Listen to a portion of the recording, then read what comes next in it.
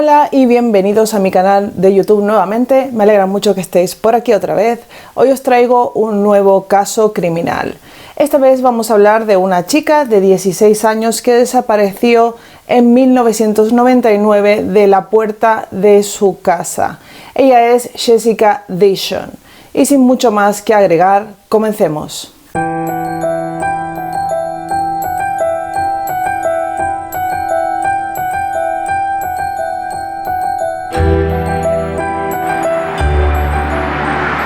Ella es Jessica Dishon. En el momento de desaparecer, Jessica tenía 16 años y en un principio tendría que haberse dirigido hacia su instituto en su coche, el cual se había comprado trabajando en un restaurante cercano en su pueblo. La mañana del 10 de septiembre de 1999, como os digo, los padres de Jessica saldrían a hacer sus rutinas de cada mañana. Ellos salían muy temprano por la mañana y Jessica salía un poco después, sobre las 6:45 y las 7 de la mañana, para dirigirse hacia su instituto en su propio coche. Cuando la madre de Jessica vuelve a su casa sobre la 1:30 del mediodía, advierte que el coche de Jessica aún se encuentra allí, pero que ella no está. Entonces se alarma y se pregunta que qué ha pasado. Se dirige hacia el coche y encuentra que este está abierto. Lo más raro de todo esto es que dentro del coche encuentra un zapato de su hija, el bolso y todas sus cosas, incluso el teléfono móvil. Y en él se puede ver marcado un 9 y un 1, lo que le asusta aún más. Porque, como sabemos, esto sucede en Estados Unidos y allí el número de emergencia es el 911. Era como si le hubiera sucedido algo y no hubiera podido acabar de llamar para alertar de lo que le estaba pasando. Poco después de descubrir esto, Edna Jett, la madre de Jessica, llama a su marido, Mike Dishon, el padre de Jessica, para saber si por alguna casualidad él la había llevado al instituto, si sabía lo que había pasado, a lo que él responde que no la había llevado y que no sabía nada y que estaba en el trabajo. Entonces ella le cuenta lo que ha visto, le cuenta cómo ha encontrado el coche y Mike decide volver rápidamente a su casa para ayudar a su mujer y para buscar a su hija. Es entonces cuando empiezan a buscar por los alrededores, no la ven, nadie sabe nada y se dirigen directamente hacia la policía. En este caso hay que destacar que ellos no tardan nada en avisar a la policía porque todo les parece sumamente extraño. Entonces, cuando ellos llegan hasta la comisaría del sheriff, le dicen que su hija ha desaparecido, que su coche está ahí, que sus cosas están ahí, que no saben nada de ella. Y la policía le contesta que tal vez se haya ido. A ver, es una menor de 16 años, tendrían que haberse puesto a buscarla, pero no lo hacen. Le dicen que creen que tal vez, bueno, pues volverá luego, estoy con algunas amigas, y ellos insisten en que no es así, pero la policía de todas formas les envía a su casa y les dicen que si no vuelve, regresen al día siguiente por la mañana, y así lo hacen. Ellos vuelven al día siguiente por la mañana para finalmente poder interponer la denuncia de desaparición de Jessica. Ellos se quejan muchísimo y con razón de que la policía no les hace caso, de que no intentan buscarla, de que se toman esto muy a la ligera. Pero ante su insistencia, finalmente el sheriff decide enviar a su casa a 2 oficiales para revisar lo que vendría a ser la escena del crimen, o sea, el coche. Estos 2 oficiales que envían son novatos y además ellos mismos lo dicen durante el juicio, que ellos eran novatos y que no sabían lo que tenían que hacer, y revisan el coche incluso sin guantes, contaminando, como os podéis imaginar, toda la escena del crimen. Lo tocan todo, no saben qué hacer y deciden también llamar a su superior, un detective que estaba a cargo de los casos de las personas desaparecidas. Él es el detective Charles Mann. Ellos lo llaman en 2 ocasiones para decirles que no saben qué hacer, que no entienden qué ha pasado, que es raro lo que hay en el coche, pero este detective tampoco les hace caso y le dicen que recojan la evidencia que puedan y no vuelve a contestar. Ante toda la incompetencia que estaba sufriendo el caso de su hija desaparecida y solo un día después, los Dishon deciden ir a la televisión para denunciar lo que les está pasando. Entonces el padre aparece en la televisión diciendo que no están buscando a su hija y que no están haciendo nada por encontrarla y que han dado por hecho que seguramente se ha fugado, y ellos están seguros de que no es así. Cuando la familia de Jessica llama a la televisión para quejarse de que la policía no estaba haciendo nada, Aquí sucede una cosa que al igual también les acaba jugando en contra. La incompetencia de la policía fue tan grande que no acordonaron la zona del crimen, o sea, el coche. Ellos, además de haber buscado ahí, tendrían que haber buscado con guantes, como está claro, pero más a más tendrían que haber acordonado la zona para que nadie pudiera pasar y no se contaminara más la escena del crimen, cosa que no hacen. Entonces, cuando los Dishon aparecen en la televisión, inmediatamente un montón de canales van hacia allí y empiezan a hacer reportajes donde está el coche de Jessica. Incluso un reportero hace uno de estos reportajes desde dentro del coche de Jessica, contaminando aún más la escena del crimen. Es entonces cuando familiares y vecinos les ofrecen su ayuda. Es principalmente el hermano de Mike Dishon, Stanley Dishon, quien le dice a su hermano que si él creía que si él matara a alguien y quisiera esconderlo, lo haría en el río Salt. Es un río y un bosque que están justamente muy cerca de donde ellos viven. Esto es un pueblo que es todo campo y esto es parte de ello. Este río está... Casi todos los que viven allí en Shepherdfield, Kentucky, describen este río como un sitio que pone a cualquiera los pelos de punta. Un sitio que no es para nada bonito y que cualquiera que tiraran ahí podría no encontrarse jamás por ser un sitio oscuro, húmedo, con un río bastante tenebroso, así lo describen ellos. Es entonces cuando la familia de Mike y los vecinos y amigos comienzan a rastrillar por sí mismos la zona para buscar el cuerpo de Jessica. Comienzan a caminar, a buscar, pero en un momento Stanley, el hermano de Mike, comienza a encontrarse muy mal y a vomitar, y entonces su hermano tiene que llevarlo de vuelta hacia su casa y acaban la búsqueda. El padre cuenta que ese día fue muy duro volver sin haber podido acabar de buscar y sin Jessica, pero bueno, que seguirían buscando. Están en la casa por la noche, acaban de cenar, lavando los platos y bueno, pensando en qué van a hacer al día siguiente, cuando Mike le dice a uno de sus hijos que vaya a darle de comer a los perros. El niño sale fuera de la casa a darle de comer a los perros y entra corriendo gritando que ha escuchado a Jessica gritar y pedir auxilio. Entonces Mike, el padre de Jessica, coge su escopeta y sin pensarlo sale corriendo hacia afuera a ver si ahí está su hija. Ni bien sale, se encuentra con su hermano Stanley, que acababa de llegar, le cuenta lo que ha pasado y empiezan a caminar colina arriba. Hacia donde ellos se dirigen es hacia donde el niño dice que lo escucha, pero además ahí está la casa colindante, que es la casa de su vecino, Bucky Brooks. He leído por ahí que hay periódicos que dicen que se llevaban bien, pero esto no es así, porque ellos mismos lo cuentan. Eran unos vecinos que la verdad que se llevaban bastante mal, que no tenían buena relación, pero que se conocían mucho porque estas casas son granjas, son terrenos muy grandes, pero al fin y al cabo siempre tienes un vecino y eran los que estaban más cerca. Cuando empiezan a subir colina arriba, ven a su vecino Bucky prendiendo fuego cosas en un cubo de estos grandes de metal.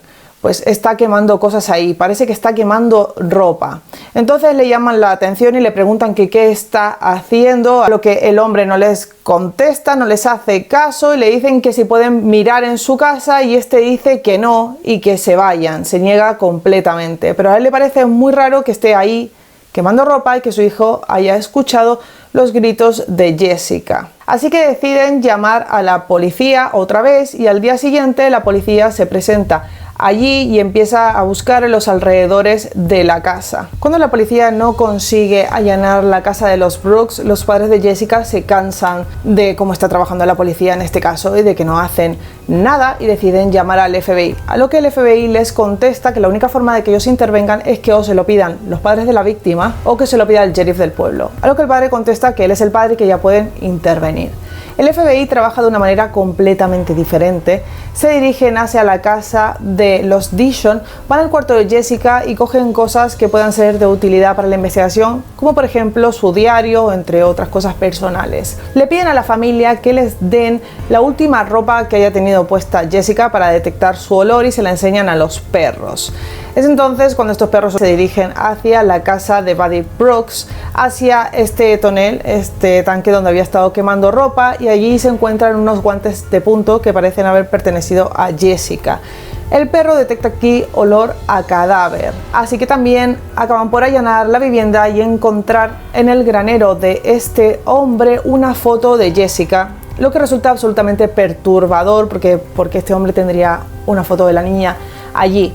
Y es entonces cuando se le implica a Buddy Brooks como el principal sospechoso de la desaparición de Jessica. El 27 de septiembre de ese mismo año, el cuerpo de Jessica es encontrado a unas 7 millas de su casa, muy cerca de la carretera Greenwell Ford Road. El cuerpo es hallado por Lynn Hunt. Ella es una amiga de la familia del sheriff que va a visitarlos justamente, y cuando coge esta carretera, que es más bien como un camino aledaño, no es la carretera principal, ve algo extraño entre unos matorrales que hay cerca de ella, a unos pocos pasos. Decide parar su coche e ir a ver, y lo que le parece ver es el cuerpo de una persona, a lo que ella llama a la policía. Cuando la policía llega hasta allí, determinan que este podría ser el cuerpo de Jessica. Es entonces cuando van a avisar a los padres, y el padre de Jessica dice que él no puede ir a reconocer el cuerpo, que si llega a ser el cuerpo de su hija, él no puede verla así. Y la que va entonces es la madre, que la reconoce por un tatuaje de mariposa que llevaba su hija. El cuerpo está en un estado fatal, está tremendamente putrefacto, además de que le faltan dedos y tiene múltiples contusiones. Será el informe forense el que determine que Jessica fue torturada, mantenida viva entre 1 y 3 días antes de su asesinato, que tenía la mandíbula rota y que había muerto por asfixia. Entonces, al haber encontrado el cuerpo y con todo lo extraño que habían encontrado en la casa de Bucky, se centran en este sospechoso para ver si había sido él el asesino de Jessica.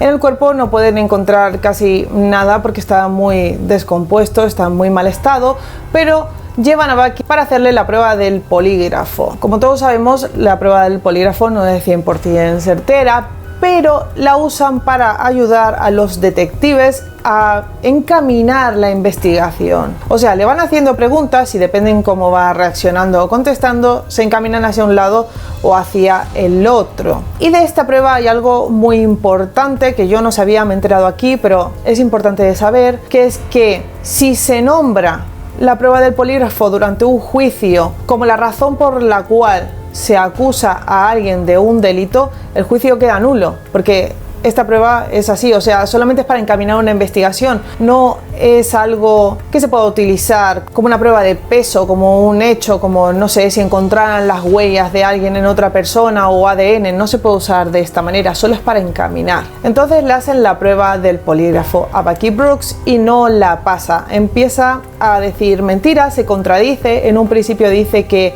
él vio a Jessica por la mañana irse de su casa, luego dice que no, que en realidad no la vio porque estaba con su mujer dice que no había estado con ella en ese momento, y por todas estas razones acaba siendo culpable de este caso de asesinato. Así que comienza el juicio. Por lo que cuentan los padres y los detectives que investigaron más adelante el caso y mucha gente, el juicio fue algo triste de ver, por decirlo de alguna forma, porque fue algo completamente desordenado. La defensa no había investigado bien, solo tenían esta prueba del polígrafo que habían hecho los detectives y hacia dónde se habían dirigido con esto, pero no tenían mucho más, realmente no habían acabado de investigar del todo. Así que llaman a Bucky al estrado, no puede contestar muy bien a lo que le preguntan, pero la defensa del acusado sí que se había preparado muy bien y sabía cómo hacer las cosas. Para empezar, el cuerpo de Jessica tenía que ser congelado, y en el juicio se demuestra, enseñan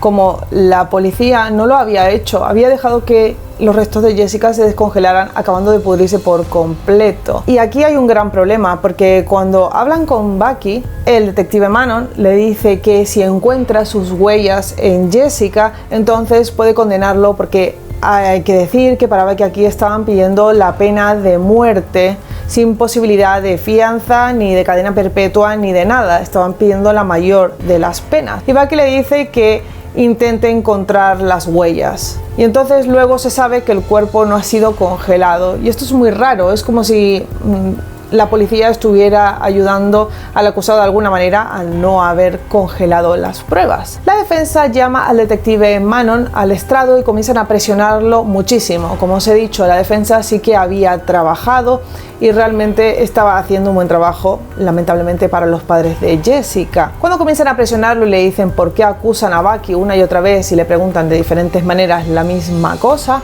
al final el detective acaba diciendo que lo hacen porque él no pasa la prueba del polígrafo. Entonces, al decir esto, el juicio queda nulo. Un poco antes de que llamen al detective Manon, antes de que declararan el juicio nulo, se había visto metido en todo este revuelo un joven llamado James Coulter. Este era conocido por vender drogas y parecía que había estado cerca de la casa de Jessica y además había sido uno de los que había dicho que él la había visto subir en su coche, pero el juicio declararse nulo se deja de buscar por este lado también. Es horrible ver cómo acaba esto hasta aquí, esta primera parte del juicio, porque le dan toda la evidencia que tenían en una caja a los padres de Jessica, el zapato, el móvil, el bolso, las cartas, se lo dan todo y le dicen que lo guarden, como queriendo decir que ya no van a hacer más nada, que por aquí no van a buscar más y que van a dejar de investigar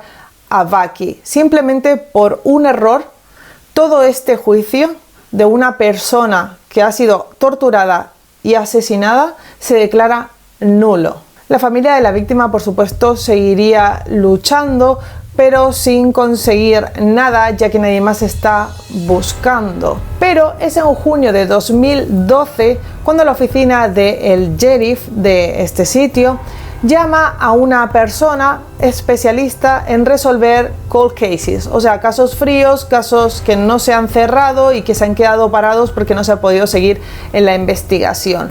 Ella es otra vez Lynn Hunt, quien ahora es una detective que se encarga de estas cosas y decide ir hasta allá y se acuerda muy bien del caso de Jessica, justamente porque fue ella quien encontró su cuerpo, así que decide reabrirlo. Cuando comienza a investigar, lo primero que hace es ir a buscar todo lo que había en la oficina del fiscal del que había defendido el caso de Jessica y encuentra cajas con una investigación realmente muy mal hecha. En ella hay papeles, cartas, fotos, cosas que podrían haber sido útiles para utilizarlas como evidencia y no se les hizo caso. Una investigación desorganizada y realmente mal hecha, y entonces con eso comienza a intentar armarlo, pero es realmente muy difícil porque ya está mal hecho desde un principio. Así que pide citarse con la oficina del abogado que defendía al acusado, y ahí se da cuenta que la defensa había hecho un buen trabajo, y cuando coge todas las cajas que tenían encuentra cartas, fotos, nombres, teléfonos, cosas que en el otro lado no había. Es que ni siquiera había una lista de direcciones, nombres y teléfonos de a quién iban a llamar o quién estaba involucrado con qué. No había absolutamente nada. Entre todas las cosas que encuentra en la caja, encuentra un estudio del coeficiente intelectual de Bucky Brooks y se da cuenta que su coeficiente intelectual es de 61. O sea, no tiene inteligencia suficiente para poder pasar el polígrafo. Bucky Brooks tiene un coeficiente intelectual tan bajo que no podrían haberle hecho nunca la prueba del polígrafo, y es en esto en lo que se había basado el juicio.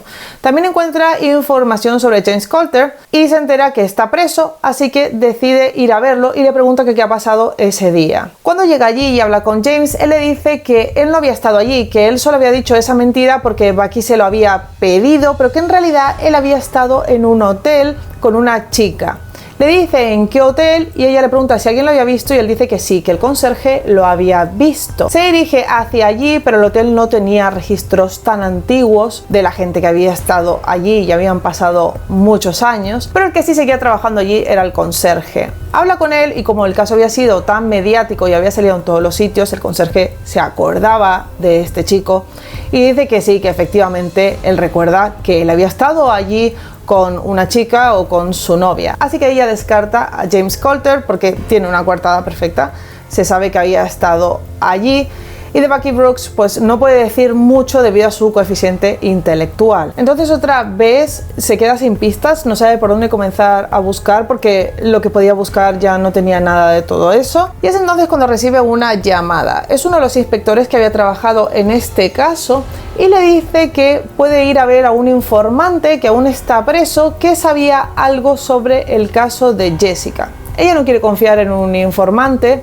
Bueno, ningún policía quiere confiar en un informante, pero de todos modos, como es lo último que le queda, ya no tiene más que hacer esto, no tiene más pistas que seguir, decide ir a verlo. El 30 de septiembre de 2013, Lynn va a ver a este informante y él le cuenta que había compartido celda con el asesino de Jessica Dishon. Le cuenta que este hombre se había enterado que Jessica tenía un novio y que esto le había dado muchos celos y la habría amenazado. Este hombre llevaría abusando de Jessica desde que ella era una niña y ella estaba muy cansada de todo esto y al tener un novio, una persona que la respaldaba, se sentía más segura y le dice que si sigue molestándola entonces hablará con su padre. A lo que este hombre sabe que si se entera su padre probablemente lo matará, es que es lo más seguro que lo mate.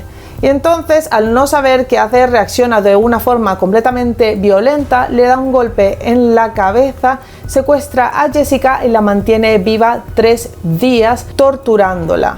Al tercer día decide asesinarla por asfixia y la tira en una parte del bosque en el río Salt, muy cerca del río Salt, en la riera básicamente, pero luego cambia la ubicación del cuerpo porque nadie la encuentra y la deja donde finalmente es hallada. Este hombre también le cuenta que a Jessica la habría mantenido retenida en un granero que estaba muy cerca del último sitio donde se había encontrado el cuerpo. Este granero le decían el granero de las juergas porque era donde por lo general se reunía gente joven a hacer botellón o lo que fuera, y él cuenta que la habría retenido ahí, esto le habría dicho. Para sorpresa de Lynn Hunt, el asesino de Jessica sería Stanley Dishon, su propio tío, el hermano de Mike Dishon. Lynn no puede creer esto, o sea, es una cosa impresionante que había estado el asesino dentro de su propia familia.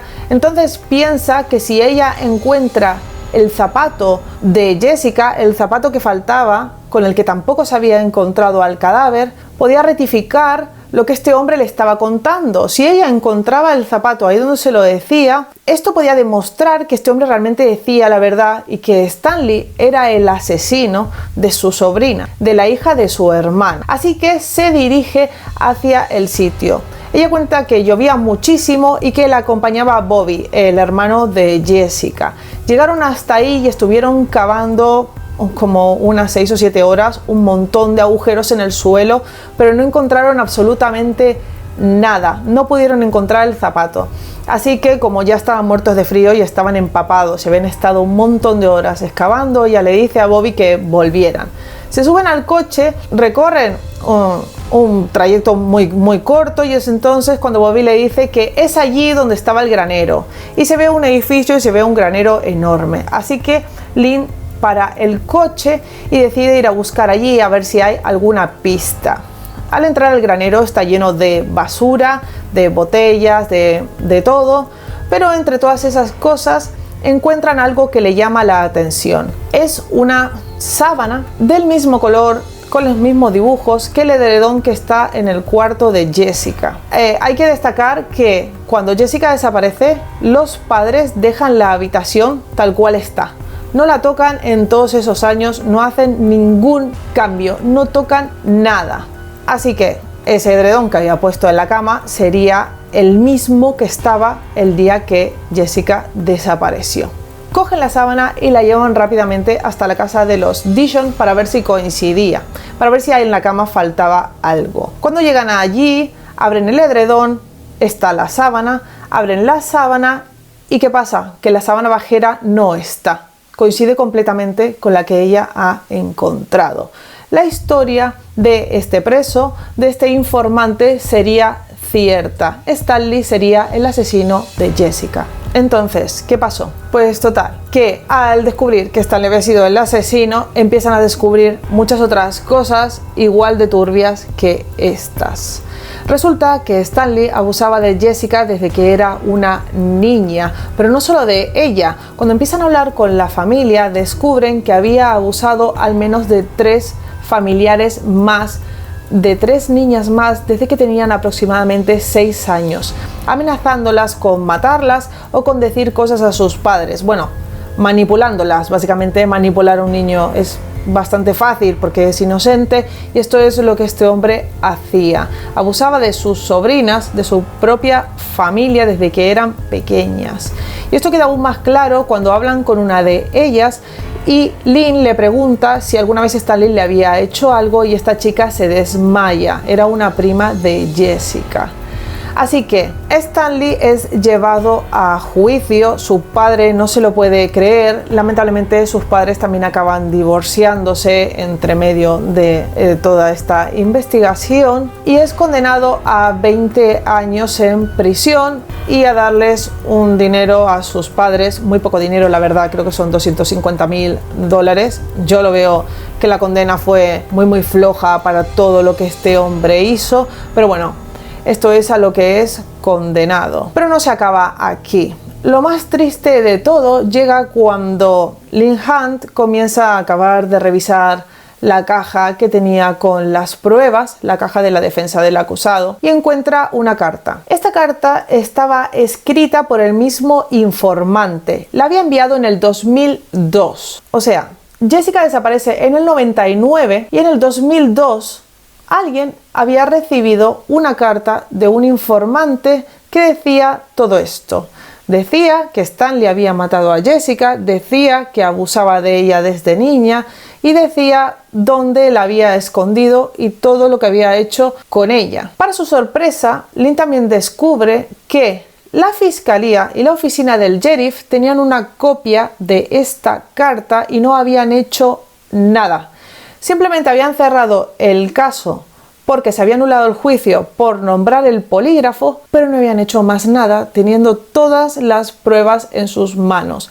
Y esto es lo realmente triste de este caso, que esto se pudo haber resuelto muchísimos años antes, unos 10 u 11 años antes, pero no se hizo. Y es aquí donde le podemos dar toda la razón a los padres de que nadie hizo nada por buscar a esta chica ni por solucionar su asesinato. Bueno, este ha sido el caso de Jessica Dishon. Espero que os haya gustado. A mí me parece increíble el final de este caso, la resolución, o sea, el saber que desde el 2002 tenían todo para haber resuelto esto y nadie hizo nada, es de locos.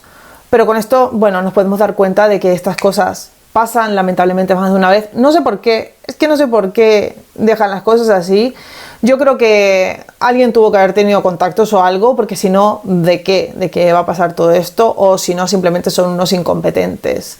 Hay una serie de Netflix que cuenta todo esto y se puede ver al sheriff llorando diciendo que su departamento de policía era realmente pequeño y por eso no pudo hacer mucho más. Pero bueno, la carta la tuvieron ahí desde el 2002. Si no la pudieron encontrar antes, podrían haber hecho algo después porque copias tenían de ella. ¿Qué podemos hacer? Esto es lo que ha pasado, así es como se ha resuelto. Gracias a Dios que llegó Lynn Hunt y pudo resolver todo esto. Muchas gracias por estar allí. Por aquí os dejo un vídeo que os recomendará YouTube, nunca sé de qué lado, por aquí o por aquí, y os podéis suscribir dando clic en mi foto. Si os ha gustado el caso, suscribiros, darle un like, comentar aquí abajo a ver qué pensáis o si lo conocíais o si no, y hasta la próxima.